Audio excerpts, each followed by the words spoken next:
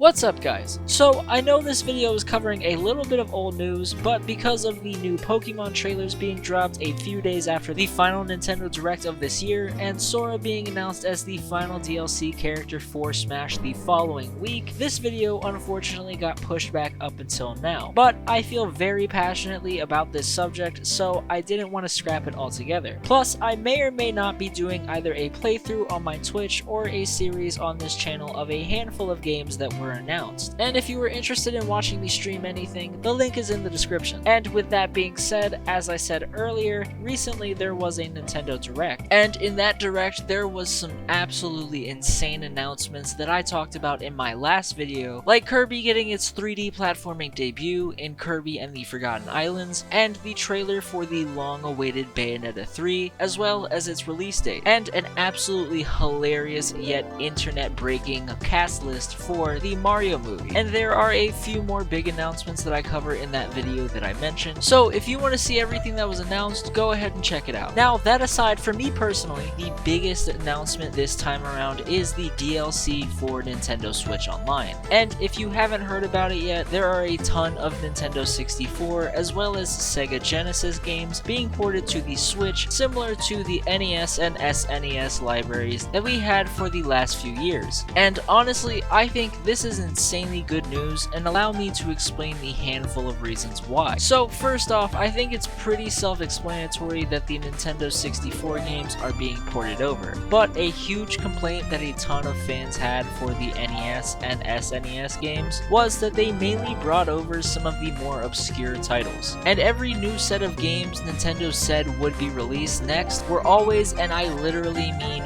always, more obscure games. And they also seem to leave out a bunch of games that people had been asking for, which include games like Doom, Mega Man, Earthbound, and countless others. But with the reveal of the N64 ports, they showed off a bunch of classic games right off the bat, which check off all of the games that I wanted to see in the first place, because they included games like Ocarina of Time, Star Fox 64, Mario Kart 64, and even Super Mario 64, which, as I said before, I think it is a little weird that they are giving it to us for free, even though they just made us pay for this game this time last year. That aside, two of the known titles as of this video that I want to focus on the most are F-Zero and Paper Mario. So if you know anything about this franchise, you'd probably know that there's actually some pretty big controversy that follow literally every installment after the first two games. And I meant to make a video on it, and I probably still will, but I personally believe that all that we really needed was either this game or Thousand Year Door to be remastered, so we can show Miyamoto that altering the Mario brand for the sake of one game is not only more profitable, but makes these games so much more enjoyable,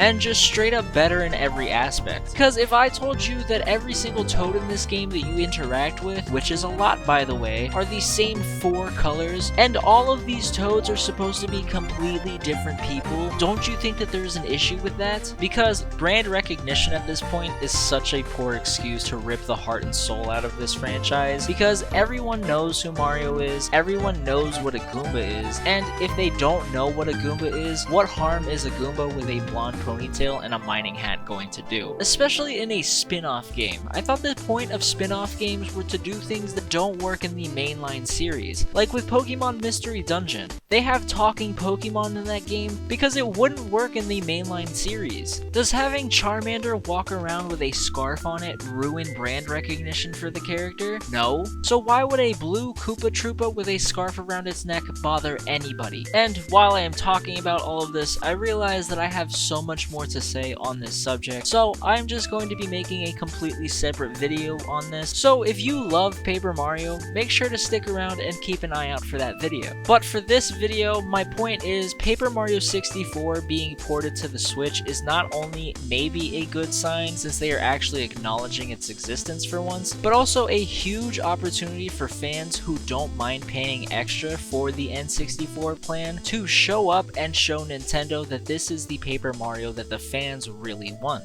Now we move on to F-Zero, which personally I think this has a lot more merit than my thoughts with Paper Mario 64, purely because of the fact that they literally name dropped F-Zero in the Direct, unlike with the former. So if you were unaware, F-Zero is a franchise that people have been begging to get another installment for almost 18 years now. And Nintendo has been refusing to make another one purely because they don't know how to innovate with this franchise. And with that information alone, if you're anything like me, you should be thinking, it's been 18 years since the last game, fuck innovation, just make a new one. But with it being ported just like with Paper Mario, I think this is an opportunity to show Nintendo just how much people want a new game. And it could be me totally overthinking this, but I think that them recognizing that people want a new F-Zero by literally talking about it definitely gives fans some hope for the future of this franchise, and rightfully so. But obviously this is all more or less hopeful speculation. Regardless, let me know what you think. Now we move on to why I think the Sega Genesis being added is just as huge, if not even bigger news. Not only based off of the potential library that it could have, especially if you are a fan of fighting games, considering the library that it has contains games like Art of Fighting, Street Fighter 2, Samurai Showdown, the game that created the King of Fighter franchise. But on the other hand, if you really aren't that into fighting games, you should still be interested in this news, because in addition to some of the best fighting games of all time, it also has some serious classics like Duke Nukem, Mega Bomberman, Pac-Man, and obviously all of the best Sonic games ever made. And it still includes so much more. And honestly, regardless of what games they decide to throw in this bundle, I definitely recommend that you check it out when they are released, because the N64 alone has some of the games that made me fall in love with some of my favorite video game franchises to this day. But honestly, regardless of what games they decide to throw in this bundle, this whole thing is still going to be such a huge nostalgia trip for me. And that aside, Nintendo adding a system that isn't Nintendo owned in of itself is absolutely insane, because that also means that we could also get games from the other Sega systems like the Sega Saturn or the Sega Dreamcast, or if that rumored deal with Microsoft does end up working out, we could eventually get a library of the games from the original Xbox. And even if that doesn't actually pan out and the Sega Genesis is a one-off, it does probably mean that the rumored Game Boy and GameCube ports are actually going to be coming within the next year or so. But with that being said, let me know your thoughts, as well as what games you want to see ported over from the N64 and Sega Genesis that have not been confirmed yet, and what system you hope gets a Switch port next. If you enjoyed the video, make sure to leave a like and subscribe. Thank you so much for watching, and hopefully I'll catch you in the next video.